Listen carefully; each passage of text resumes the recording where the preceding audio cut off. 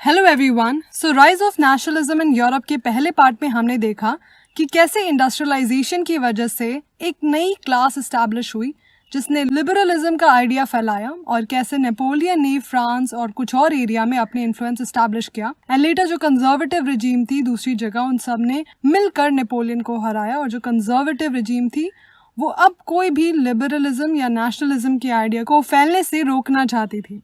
The revolutionaries, क्योंकि conservatives लोगों की फ्रीडम छीन रहे थे तो बहुत सारे लिबरल्स अंडरग्राउंड हो गए और उन्होंने सीक्रेट सोसाइटीज बनाना शुरू कर दिया। इन सीक्रेट सोसाइटीज में ये रेवोल्यूशनरीज को ट्रेन करने लगे और अपने आइडियाज दूसरों तक पहुंचाने लगे। ऐसे ही एक रेवोल्यूशनरी थे जुसेप्पे मज्जीनी। मज्जीनी जेनोआ में पैदा हुए थे और वो एक सीक्रेट सोसाइटी कार्बोनारी के मेंबर थे।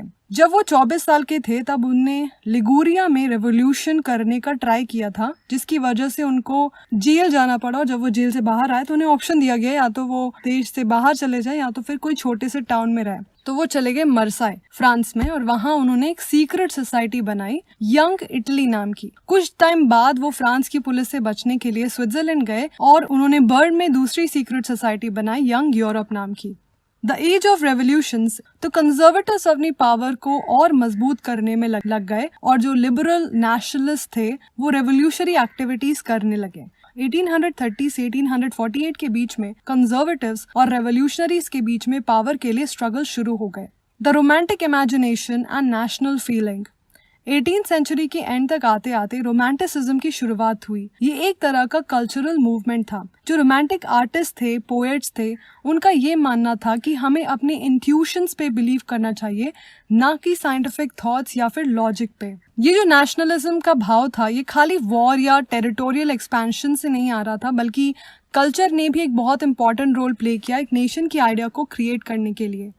आर्ट, पोएट्री, स्टोरीज, म्यूजिक ने नेशनलिस्ट फीलिंग को शेप करने में हेल्प की।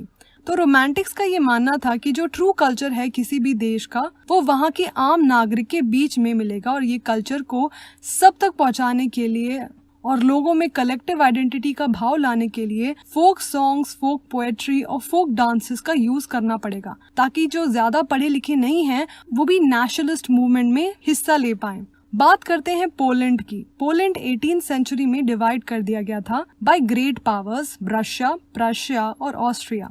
तो इस टाइम पोलैंड एक इंडिपेंडेंट नेशन नहीं था बट वहाँ के लोगों ने नेशनलिस्ट फीलिंग अलाइव रखी अपने म्यूजिक और लैंग्वेज के थ्रू। करोल कुरपिंस्की जो कि एक पोलिश कंपोजर थे, उन्होंने नेशनलिस्ट स्ट्रगल को सेलिब्रेट किया अपने ओपेराज और म्यूजिक से।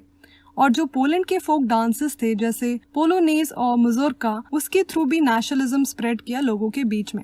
लैंग्वेज बहुत इंपॉर्टेंट रोल प्ले करता है नेशनलिस्ट सेंटिमेंट डेवलप करने के लिए। रशिया की ऑक्यूपेशन के बाद स्कूल में पोलिश लैंग्वेज को हटाकर रशियन लैंग्वेज पढ़ने के लिए फोर्स किया जाता था। 1831 में एक आर्म्ड रिबेलियन हुआ रशिया के खिलाफ जिसको कि रशिया ने सप्रेस कर दिया। इसके बाद पोलैंड में क्लर्जी जो थे उन्होंने लैंग्वेज को एज अ वेपन यूज किया और वो चर्च गैदरिंग्स में या रिलीजियस इंस्ट्रक्शंस देने के लिए पोलिश लैंग्वेज यूज करने लगे। जब रशियन अथॉरिटीज उनको फोर्स करने लगी कि वो इन सब चीजों को करने के लिए रशियन लैंग्वेज का यूज करें तो उन्होंने रशियन यूज करने से मना किया जिसकी वजह से बहुत से प्रीस्ट और बिशप्स को या तो जेल में डाल दिया जाता था या फिर उनको साइबेरिया भेज दिया जाता था एज पनिशमेंट। ऐसे ही नेशनलिस्ट फीलिंग आई ग्रीक एलिट्स में जिन्होंने ग्रीस की इंडिपेंडेंस के लिए लड़ाई लड़नी शुरू कर दी 1821 से। ग्रीस 15th सेंचुरी से ऑटोमन एम्पायर का पार्ट था और ग्रीस का सपोर्ट यूरोप में रह रहे कई लोगों ने किया क्योंकि ग्रीस वो जगह थी जहां वेस्टर्न सिविलाइजेशन की शुरुआत हुई थी। तो सब ग्रीस से कनेक्ट करते थे और वो चाहते थे कि जो मुस्लिम एम्पायर था उसको हटाकर ग्रीस एक इंडिपेंडेंट कंट्री बन जाए। फाइनली ट्रीटी ऑफ कॉन्स्टेंटिनोपल जो कि 1832 में हुई थी, इसमें ग्रीस को एज इंडिपेंडेंट कंट्री के रूप में रिकॉग्निशन मिली। Let's look back at France. Treaty of Vienna के बाद वहां वापस से बर्बन डायनेस्टी को रिस्टोर कर दिया गया था और वहां के राजा बनाया गया था लुई 8 को। इसके बाद 1824 में फ्रांस के नए राजा बने चार्ल्स ने वापस से मोनार्की के पावर्स बढ़ाने शुरू कर दिए और वापस से फ्रांस में रेवोल्यूशन हुआ 1830 में जिसको कि जुलाई रेवोल्यूशन कहते हैं। इस रेवोल्यूशन में लिबरल रेवोल्यूशनरीज ने मिलकर चार्ल्स को हटा के उसके कजिन लुई फिलिप को फ्रांस का नया राजा बनाया। मेटरनिक जो कि ऑस्ट्रिया का चांसलर था, उसने ये बोला, when France sneezes the rest of Europe catches cold. तो ऐसा ही हुआ था जब फ्रांस में जुलाई रेवोल्यूशन हुआ तो यूरोप के कई एरियाज में रेवोल्यूशनरी एक्टिविटीज बढ़ने लगी। इसी बीच बेल्जियम जो कि किंगडम ऑफ नीदरलैंड्स का पार्ट था वो उनसे अलग हुआ और बेल्जियम एक अलग नेशन स्टेट बन गया।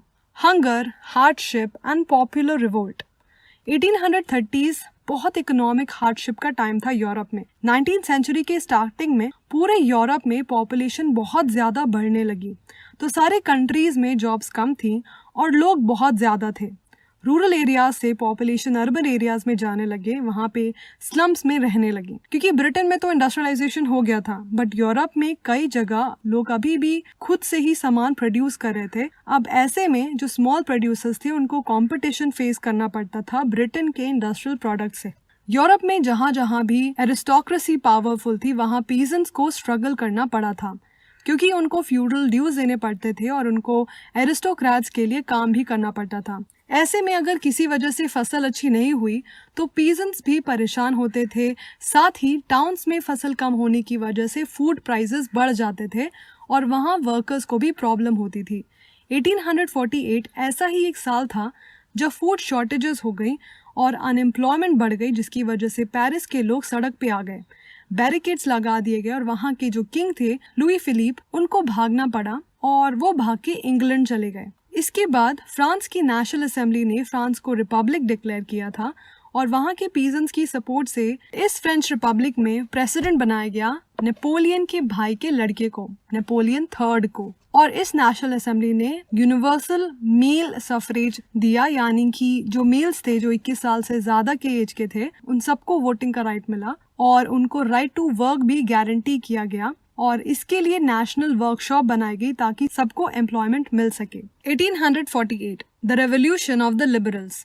एक तरफ यूरोप के गरीब, अनएम्प्लॉयड और किसान विद्रोह कर रहे थे और दूसरी तरफ जो एजुकेटेड मिडिल क्लास थे वो रेवोल्यूशन की तैयारी कर रहे थे। अब फ्रांस तो रिपब्लिक बन गई और वहाँ पे कई चेंजेस आ गए। ये देख के यूरोप में और भी जगह लिबरल मिडिल क्लास लोग कॉन्स्टिट्यूशन और नेशनल यूनिफिकेशन की बात करने लगे। तो एक पॉपुलर अनरेस्ट बढ़ रहा था नेशन स्टेट बनाने के लिए और वो सब चाहते थे कि जो नेशन स्टेट बने वो पार्लियामेंट्री प्रिंसिपल्स के बेसिस पे बना हो, यानी उस नेशन स्टेट का अपना कॉन्स्टिट्यूशन हो, प्रेस की फ्रीडम हो और एसोसिएशन की भी फ्रीडम हो। 1848 में ही एक फ्रेंच आर्टिस्ट फ्रेडरिक सूरो ने 4 प्रिंट्स बनाए जिसमें उन्होंने ये दिखाया कि वो कैसी डेमोक्रेटिक और सोशल रिपब्लिक चाहते थे। पहला प्रिंट जो उन्होंने बनाया उसमें उन्होंने ये दिखाया कि यूरोप और अमेरिका के लोग एक लंबी सी लाइन में हैं और वो सब स्टैचू ऑफ लिबर्टी की तरफ जा रहे हैं। फ्रेंच रेवोल्यूशन के टाइम फ्रांस के आर्टिस्ट ने लिबर्टी को एक फीमेल रूप में रिप्रेजेंट किया था, जिसके एक हाथ में टॉर्च ऑफ एनलाइटनमेंट है और दूसरे हाथ में charter of the rights of man. जमीन के आगे की तरफ एब्सोल्यूटिस्ट इंस्टीट्यूशन के सिंबल बिखरे हुए हैं। तो सोरो ने लोगों को अलग अलग देश के नागरिक के रूप में दिखाया है, जिनमें उनका अलग अलग फ्लैग है, उन सब के अलग अलग ड्रेसेस हैं। इस लंबी सी कतार में सबसे आगे हैं यूएसए और स्विट्जरलैंड, जो कि 1848 तक ऑलरेडी नेशन स्टेट बन गए थे, यानी उनको लिबर्टी बहुत पहले ही मिल गई थी। और ये रहा फ्रांस, ये बस स्टैचू ऑफ लिबर्टी के पास पहुंचा ही है, जो कि ये दिखा रहा है कि इसको लिबर्टी अभी ही मिली है। फ्रांस के पीछे है जर्मनी, जो कि अभी तक एक नेशन स्टेट नहीं बना था, बट क्योंकि वो अपना फ्लैग लेके स्टैचू ऑफ लिबर्टी के पास आ रहे हैं, दैट शोज कि जर्मनी के लोग भी अपना एक नेशन स्टेट बनाना चाहते थे। जर्मनी के पीछे Austria, kingdom of 2 Sicilies, Lombardy, Poland, England, Ireland, Hungary और रशिया थे। So let's talk about Germany and let's see कि जर्मनी एक नेशन स्टेट कैसे बना। The making of Germany. हमने देखा कि कैसे नेपोलियन ने 39 कॉन्फेडरेशन बनाई थी और इन कॉन्फेडरेशन का अपनी अलग अलग करेंसीज थी, अलग अलग वेट्स एंड मेजर्स का सिस्टम था। तो अगर कोई मर्चेंट को 1833 में हैम्बर्ग से न्यूरेमबर्ग जाना होता तो उसको 11 कस्टम बैरियर से होके जाना होता था। 11 जगह आपको कस्टम ड्यूटी देनी पड़े तो चीजों का दाम बहुत ही ज्यादा बढ़ जाता है और ड्यूटी भी उस हिसाब से लगती थी कि चीजों का वेट कितना है और मेजरमेंट कितनी है। जैसे कपड़े नापने के लिए L एल का यूज करते थे। एल होता था फिंगर से लेकर एल्बो तक का मेजरमेंट। तो कपड़े नापने के लिए फिर डबल एल यूज करने लगे। अब इसकी मेजरमेंट हर जगह अलग अलग डिसाइड करके रखी थी। जैसे फ्रैंकफर्ट में एक एल होता था 54.7 सेंटीमीटर, माइंस में होता था 55.1 सेंटीमीटर, न्यूरेमबर्ग में 65.6 सेंटीमीटर। ये सारी कंडीशन की वजह से बहुत रुकावट पैदा हो रही थी इकोनॉमिक एक्सचेंज में, और ये जो नई कमर्शियल क्लास थी वो चाहते थे कि ये एक यूनिफाइड टेरिटरी बने ताकि गुड्स, कैपिटल और लोग इजीली एक जगह से दूसरी जगह जा पाए, इतना कॉम्प्लिकेटेड सिस्टम नहीं हो। तो 1834 में प्रशा के इनिशिएटिव से एक कस्टम यूनियन बना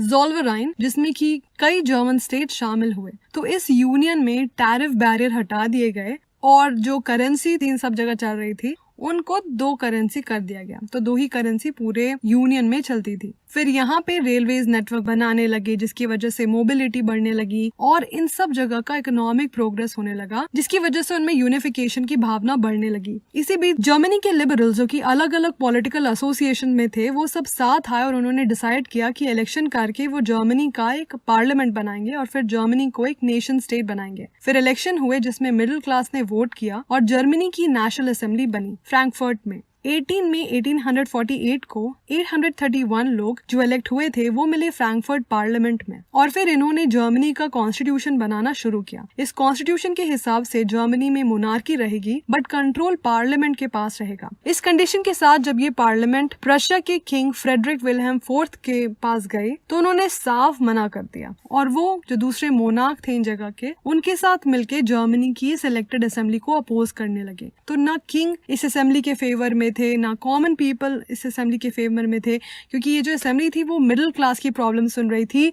पुअर और पीजेंट्स की नहीं। तो आर्मी की हेल्प से नेशनल असेंबली को हटा दिया गया। एंड वुमेन की वोट की बात करें हम तो जर्मनी के यूनिफिकेशन के लिए वुमेन ने काफी स्ट्रगल किया था, बट ये जो इलेक्शन हुआ था उनमें वुमेन को वोट नहीं देने दिया गया, और जब नेशनल असेंबली बनी तब भी वुमेन को सिर्फ ऑब्जर्वर्स की तरह बुलाया गया था और उनको हॉल में खड़ा रहना पड़ा था। तो ये नेशनल असेंबली तो हटा दी गई। उसके बाद जर्मनी को यूनिफाई करने के लिए प्रशिया ने लीडरशिप दिखाई। ऑटो वॉन बिस्मार्क जो कि प्रशिया का प्राइम मिनिस्टर था, उसने प्रशियन आर्मी और ब्यूरोक्रेसी की हेल्प से जर्मनी को यूनिफाई करना शुरू किया। इसके लिए वॉर हुई ऑस्ट्रिया से, डेनमार्क से, फिर फ्रांस से, जिसमें कि आखिर में प्रशिया जीता और उसने यूनिफिकेशन का प्रोसेस कंप्लीट किया। जनवरी 1871 में प्रशिया के किंग विलियम को जर्मनी का राजा घोषित किया गया। जर्मनी में स्टेट बिल्डिंग के पावर में दिखाया प्रशिया का पावर, और इस नए स्टेट ने मॉडर्नाइज किया करेंसी को और बैंकिंग, लीगल और जुडिशियल सिस्टम को। Italy unified. जर्मनी की तरह इटली की भी पुरानी हिस्ट्री थी पॉलिटिकल फ्रेगमेंटेशन की। इटालियंस अलग अलग डायनेस्टिक स्टेट्स में बिखरे हुए थे। 19th सेंचुरी में इटली 7 स्टेट्स में डिवाइडेड था, जिसमें से सिर्फ एक सार्डिनिया पीडमोंट को इटालियन प्रिंसली हाउस रूल कर रहे थे। नॉर्थ ऑस्ट्रियन हैब्सबर्ग एम्पायर के अंदर था, सेंटर को पोप रूल कर रहे थे, और सदर्न रीजन स्पेन के बर्बन किंग्स के अंडर था। तो यहाँ पे किसी तरह का यूनिफिकेशन नहीं था, और इटालियन लैंग्वेज भी एक सी नहीं थी। हर जगह इटालियन के अलग अलग डायलेक्ट बोले जाते थे। जुसेप्पे मज़ीनी के बारे में हमने देखा कि उन्होंने कैसे इटली को यूनिफाई करने के लिए सीक्रेट सोसाइटीज बनाई, जिसने रिवोल्ट किया 1831 और 1848 में, बट ये फेल हो गए क्योंकि ऑस्ट्रिया ने सारे रेवोल्यूशन को क्रश कर दिया। अब इसके बाद सारा दारो मदार आ गया सार्डिनिया पीडमोंट के ऊपर, और अब इनको ही यूनिफाई करना था इटली को। तो वहाँ के ruler king Victor Emmanuel II ने ये यूनिफिकेशन स्टार्ट किया, और उनकी हेल्प की सार्डिनिया पीडमोंट के प्राइम मिनिस्टर खवोर ने। खेवोर की हेल्प से सार्डिनिया, पिडमोंट और फ्रांस के बीच में डिप्लोमेटिक अलायंस हुआ, और फिर ऑस्ट्रिया के साथ सार्डिनिया की वॉर हुई, जिसमें फ्रांस ने उनकी हेल्प की। इसके अलावा जुसेप्पे गैरिबाल्डी की लीडरशिप में बहुत सारे आर्म्ड वॉलंटियर्स ने भी हिस्सा लिया इटली को यूनिफाई करने के लिए, और ये जो वॉर थी इसमें सार्डिनिया पीडमोंट जीत गई। 1860 में उन्होंने मार्च किया साउथ इटली में, और किंगडम ऑफ 2 सिसिलीज में उनको लोकल पीजेंट्स का सपोर्ट मिला, और वो सक्सेसफुल हुए स्पेनिश रूलर्स को भगाने में। 1861 में विक्टर इमैनुअल II को यूनाइटेड इटली का लीडर घोषित किया गया। The strange case of Britain. Britain जो नेशन स्टेट बना वो कोई अचानक से अपहीवल वजह से या रेवोल्यूशन की वजह से नहीं हुआ था, बल्कि बहुत लंबे समय तक ये प्रोसेस चला जिसकी वजह से ब्रिटेन बना। 18th सेंचुरी के पहले कोई ब्रिटिश नेशन नहीं था। ब्रिटिश आइल्स में जो लोग रहते थे उनकी अपनी एथनिक आइडेंटिटीज थी, जैसे इंग्लिश, वेल्श, स्कॉट या आयरिश।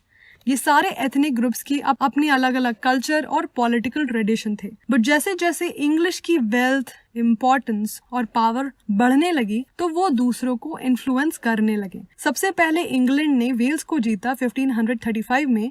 इसके बाद 1688 में इंग्लैंड में रेवोल्यूशन हुआ और मोनार्की बदली, और इस मोनार्की से इंग्लिश पार्लियामेंट ने बहुत सी पावर ले ली, जिसकी वजह से इंग्लैंड में ज्यादातर पावर्स पार्लियामेंट के पास आ गई। 1707 में किंगडम ऑफ स्कॉटलैंड और kingdom of England and Wales के बीच एक्ट ऑफ यूनियंस हुआ, जिसकी वजह से किंगडम ऑफ ग्रेट ब्रिटेन बना और अब इन दोनों का एक यूनिफाइड पार्लियामेंट बना, पार्लियामेंट ऑफ ग्रेट ब्रिटेन। और इस पार्लियामेंट में इंग्लैंड के ज्यादा मेंबर्स थे, जिसकी वजह से इंग्लैंड अपना इन्फ्लुएंस स्कॉटलैंड में करने लगा। ब्रिटिश आइडेंटिटी बढ़ने की वजह से स्कॉटलैंड का जो अपना अलग कल्चर और पॉलिटिकल इंस्टीट्यूशन था, उनको योजनाबद्ध तरीके से दबाया जाने लगा। आयरलैंड के साथ भी ऐसा ही हुआ। वो डिवाइडेड थे कैथोलिक्स और प्रोटेस्टेंट्स के बीच में।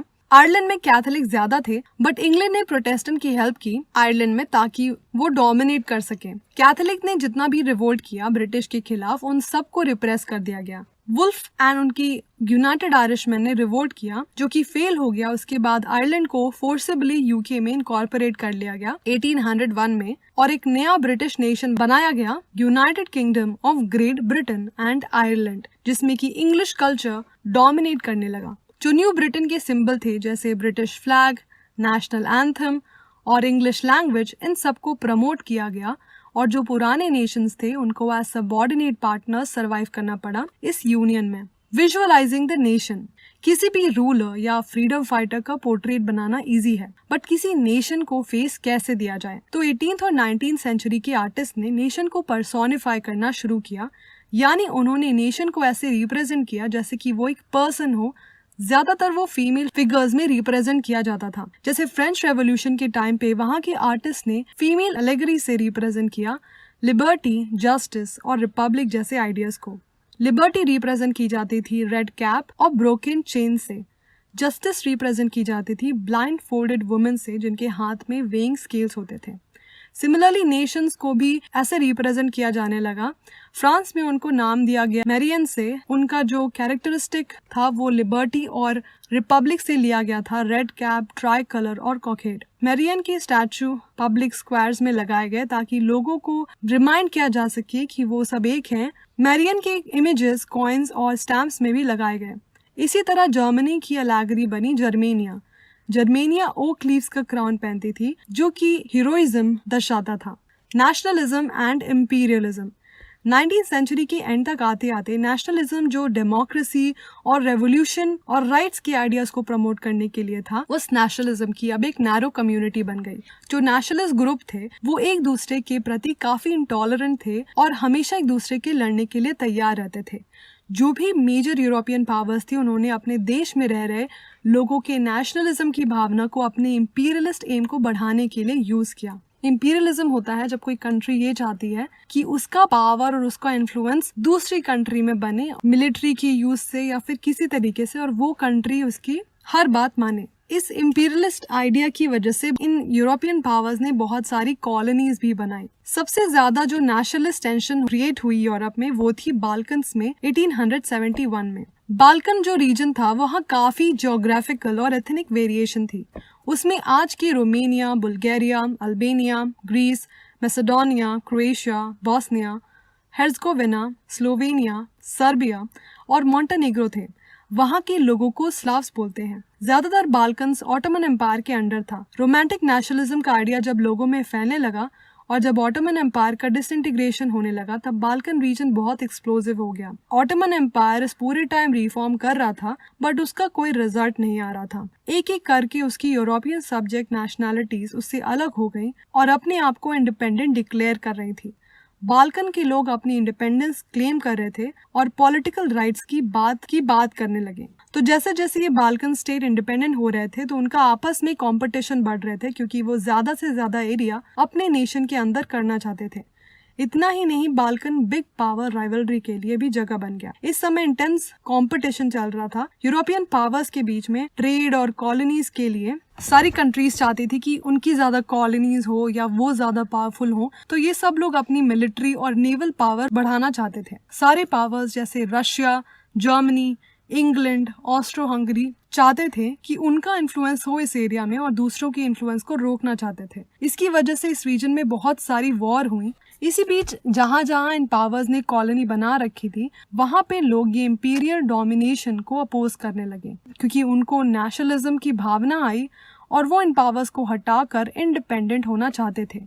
यूरोप की नेशनलिज्म का आइडिया तो बहुत सारे लोगों ने लिया, क्योंकि ये आइडिया को एक्सेप्टेंस मिली कि एक नेशन स्टेट होना चाहिए और फ्रीडम होनी चाहिए। बट जैसा यूरोप में बाद में हुआ, वैसे किसी और ने रेप्लिकेट नहीं किया। So it's the end of the video. I hope आपको ये चैप्टर समझ में आया हो। अगर नहीं आया so write down in the comment section below, and thank you so much for watching. Have a great day. Bye.